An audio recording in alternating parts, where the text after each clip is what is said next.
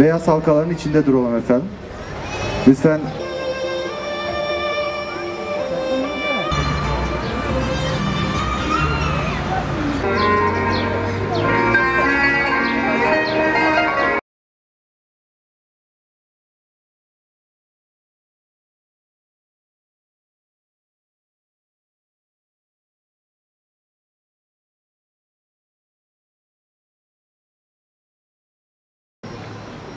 Evet, kıymetli şahitlerimiz, değerli misafirler. Öncelikle hepinize hoş geldiniz diyorum. Hepinizi saygıyla, muhabbetle selamlıyorum. Bu pandemi sürecinde tabii bütün alışkanlıklarımız değiştiği gibi nikah kıyma şekillerimiz de değişikliğe uğradı.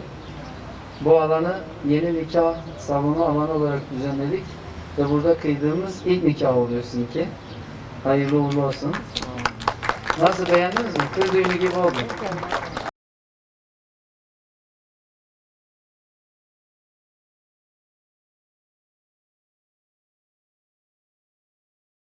Sayın İlknur Avcı Hanımefendi, kendi rızanızla hiç kimsenin tesiri altına kalmadan Onur Güleç Bey ile evlenmeyi kabul ettiniz mi? Evet. Biraz daha yüksek. Evet. Kimsenin tesiri altına kalmadan İlknur Avcı Hanımefendi ile evlenmeyi kabul ettiniz mi? Evet. Cuma Bey, Şahitlik ediyorum. İki cihan mutluluğu diliyorum çiftlerimize. Başkan Yardımcısı Aslettin Bey, Şahitlik ediyorum. Her iki cihanda mutluluklar diliyorum. Şahitlik ediyorum. Hayırlı uğurlu olsun. Şahitlik ediyorum. Mutluluklar. İlknur Hanım'la Onur Bey'i karı koca ilan ettim. Allah mesut ve bahtiyar etsin inşallah.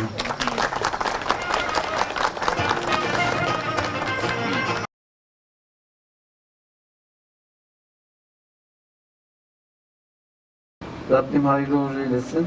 Şöyle birlikte tutalım. Ayağına bastı merak etmeyin. Buradayım efendim. Söyle de bastım diye. Bastım. Rahat edin. Efendim buradayım. Efendim buradayım.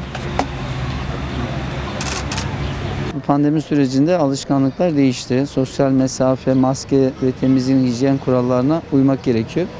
Biz de nikahlarımızda şimdi artık bahçemizde, belediyemizin bahçesinde nikah kıymaya başladık.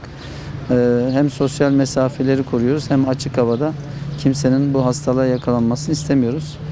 Gayet de güzel oldu. Kır düğünü gibi bu alanı düzenledik.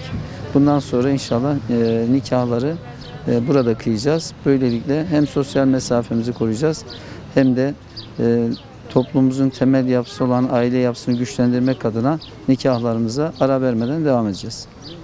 Pandemiden dolayı Yani iptal güzel olmuştu. imkanlar Güzel verildi. imkanlar verildi.